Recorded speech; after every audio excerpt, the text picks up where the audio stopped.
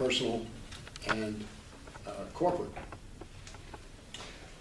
Business tax decreases are probably a very worthwhile thing, and it will stimulate business. More money comes in, as it happened with Reagan. Big cuts, and we wound up being government income positive. You have to take that on a leap of faith. It will not be scored that way by the Congressional Budget Office. We have a little history to suggest that that's what will happen, but you can't go into it with that assumption. So when we look at what the budget might look like right now, which we haven't seen, Hold in because we your had to chair wait a little. the healthcare thing to go through one way or another, we're in for a very interesting ride. I think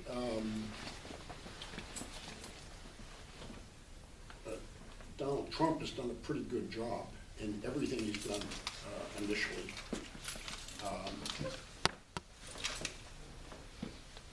This administration is not conservative. It's certainly not liberal. It is practical. It is practically dynamic in how it will approach the business, which is largely conservative. Some of the social programs and some of the approaches even to the health care are not. But we need a balance and we need unity. For myself, I am very disappointed with the Freedom Caucus. I think their unbending attitude has given us a defeat that is going to be very difficult to recover from, and for a very small change.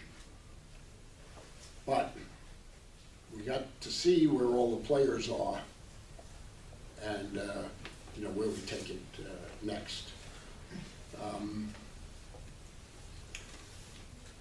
I had a 3-hour dinner last night with the wives and my good friend Peter King, who represents the general view of the Republican Party. And when I was in there too, our votes were pretty much the same. We supported leadership because we know that without it and without unity, nothing's going to be done. And if we don't deliver in these 2 years, this next congressional race could be very ugly. Unless the economy takes off, then everything is forgiven. The American voter votes with their pocketbook every time. If the Trump program is a success, we'll do fine. If the deficit goes up, we'll have to live with that for a while. But we're in for an interesting time. And I can't tell you what is going to happen. But the only thing that is surprising to me is the vehemence and hatred of the Democrats that are controlled by the liberal wacko wing of their party. And I can trust that they will continue this path and screw up royally. So even the errors we make on our side and disunity and whatever will be more than compensated by their insanity and stupidity. We wish them well in pursuing this. We think at this stage that Elizabeth Warren will emerge as their standard bearer. What more could we ask for? But yes, so and didn't get into some of the other issues, but if I can answer them in the Q&A, I'd be happy to do that. Yes, definitely. Thank you, Bob. We have a question. hypothetical question. Ted Cruz calls up Donald Trump and Paul Ryan tonight and said, you know what? We want to vote for it. How long could they come before it could come up for a vote again?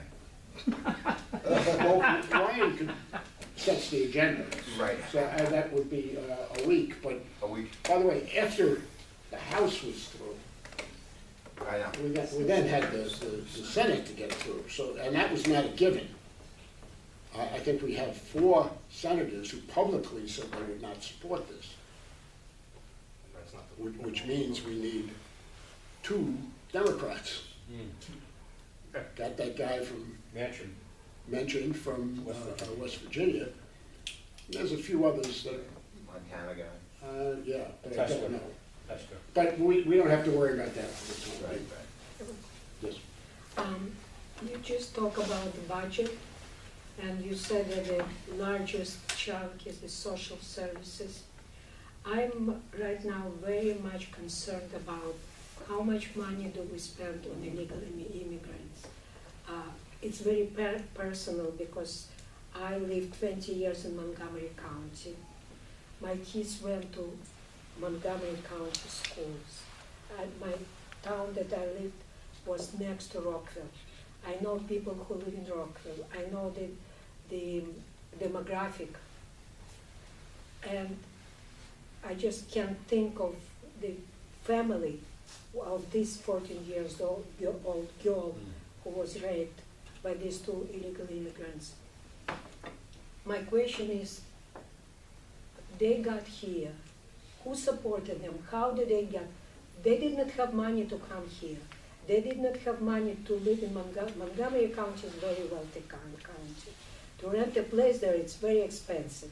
They need food, they need housing, they need allowances just to go to public school. Public schools are very good there. I'm just wondering who pays for all of this? And not only this, but I believe more than 100,000 kids who came, so-called kids, 19, 18 years old kids who come from countries like El Salvador and Honduras, that's where they came from. Who pays for this? Is this in the social part of the budget? Indirectly, most of that is fairly local. Okay, then my question is then, if the local... That's county and city. If the New York City is its own county, if our city, Mayor de Blasio wants to have Sanctuary City, he has the money, he said he's gonna allocate the money. That means that we're gonna pay tax, and if we really have so much money, then why would federal government give us money then? If the local government has enough money to cover it, maybe the federal government should withdraw this chunk of money that sends to local governments. Well, that will be ratcheted down, I think, significantly, the amount of money that goes to the cities. The Democrats, when they were in control, and Obama was in control, favored the cities. Republicans are more rural, same with transportation, highways versus mass transit. So we now have control of the budget. Well, because you... Will they be smart? I certainly hope so. No, I'm just, do you have any say? Will you be able to have any say in putting together the budget, or at least your Me, as suggestions? someone on the outside? Well, No, and as a matter of fact, that... I'm just interested in how does the Republican Party works. it- You're just chairman, I mean, maybe a couple chairmen get together and get some suggestions, because we're from, people in rural areas, that's one thing. We're in New York City. We have several, we have Queens, we have Kings County, we have a couple other counties that in New York City. You can get together and get suggestions, so we won't have Sanctuary City. To be honest with you, I have 2 grandchildren in public school. I don't want 19 years old, 18 years old boys sit in my 14 years old granddaughter in the same class. And that is, those rules will all entirely local. And, It can make it federally illegal, right? The federal government Well, can say you can't have 18-year-olds sitting in freshman classes, right? Especially people who Yeah, come from different I cultures. don't, They're letting them use know. the same bathrooms. Excuse me, I mean, as a high school teacher, I realize there are some students who just don't progress. I have actually met a parent who only wants her son to be in school so she knows where he is. I mean, and he's like 20 and he's still a freshman. 20? No 20. kidding. Don't they kick you out at a certain point? Yeah, after your 22nd birthday. Really? 22. I had a student who had just turned 23. Who had just turned 23 in high school. We were on the healthcare until 26. Yeah, That really. doesn't make sense, right? But if he doesn't pass 10 courses, he's going to stay a freshman. But he has to pass 10 courses and 2 courses of algebra to move up to sophomore.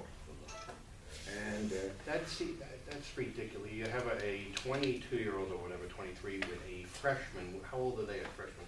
14? 14. We put- You have a grown-up man Fox, sitting with right. with 14 years old girl. But, however, at that time, there are what we call transfer school. If you have been in high school long enough and you're not progressing, there are alternative schools where you can have 3 semesters, 3 trimesters, and try to accelerate you to move on. Gary? It seems to have gotten a little off the Yeah, issue. okay. It's just degenerated into Yeah. back and Chairman- forth talk. Chairman- But I wish you were in the Congress now. Who represents you in the Congress now? Is it Yvette? Yvette Law? no, Meeks, in where I Where live. you now live. Yeah, so I want to thank Bob for his extremely knowledgeable talk. Yeah. I was involved in your campaign back in the Wiener days. I don't remember what I did. I knew you then. You were very impressive then, and you are, I'm reminded how impressive you are in your knowledge and erudition. Members of the Brooklyn You Tea were- Party manned the phone for your brother. Yeah. Larry's turn. Oh, yes, Brother Kevin? Bob, if I remember correctly, you were actually districted out after you were elected. Yes, yeah. Now, is the same thing going on right now to restructure the city to guarantee de Blasio his glorious victory and all of his extremely Well, left-wing supporters? The city, it won't matter, and the know the cities. congressional and assembly and senate are done once every 10 years following the census. So it won't be effective until the election of 2011. 2020. 2021. Yeah, right. That's when I have the next. Chairman, you mentioned the Congressional Budget Office and how they're going to score Trump's tax cut plan, right? Yeah. Now, you dealt with them, I imagine, when you were in Congress? No, and if you're on the finance committee or the budget committee, those are congressional plum jobs because lobbyists and others who would like to contribute to your campaign are very solicitous if you're on those committees. I see. But for a freshman, I wound up on Homeland Security, where there's no influence, except that was the thing that I wanted, and particularly from New York. Foreign Affairs, which is similar, no fundraising capabilities, and veterans. Important. My question was that No, when the CBO was recently was scoring Trump's budget, was that it? They were scoring Trump's budget, right, recently in the news? yes, Yeah. the healthcare. Newt Gingrich went off on them and said the Yes. CBO is not nonpartisan, it's very Yes. corrupt and so on. Do you feel the same way? Well, on the, yes, but they also don't have that much influence except to be a thorn in everyone's side. But the media treats them like they're the guys of Well, everything. that's because they are on the side of the media right now. Right, they're about it. So, the Trump administration, as you know, doesn't seem to cower under the glare of the media light, you know, and just the hell with it is where we're going, so. Good. I like to see that, more of that, yes, sir. I have a question in light of recent times with a lot of the distractions that are happening, that are being thrown, I know, by the Democratic side with regard to connections with Russia. And with, do you think maybe with what's going on with some of these investigations, that this could have been just thrown up interference to confuse things, and that kind of could have muddled the votes last week, because they're still trying to push this agenda, and it's going to be coming back, from what I understand, from what I've been reading online and seeing on mainstream media. I think there needs to be some pushback from some people. Yes, because we don't seem to be taking them as seriously, because this is not a serious business. I mean, let's think about this. Did the Russians involve themselves? Perhaps. But what did they do?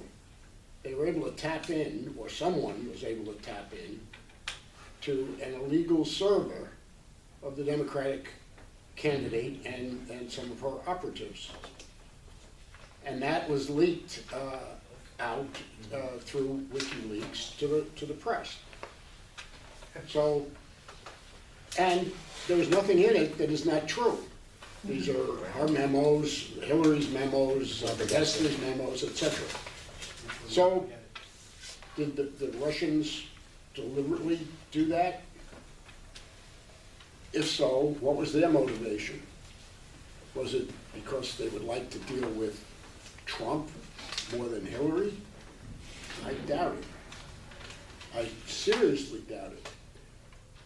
Or was they punishing Hillary for something she did not do? Remember, she got hundreds of millions of dollars from Russia, oligarchs, Kazakhstan, etc. Was there a quid pro quo she didn't deliver on? That's good. Not enough uranium. Yeah, this is just me. This is just me, by the way. This is not the intelligence community. Now we're hearing stories about people in his buildings that may have been electronically, like a rolling wiretap. Yeah. Now, interestingly, those wiretaps were not necessarily, in fact, they probably were not in Trump Tower.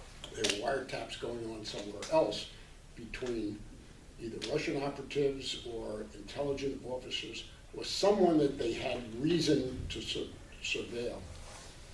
The rules are, if in one of these international surveillances you find Americans are mentioned always on hearsay, or you have to redact their names or mask the name before you release it.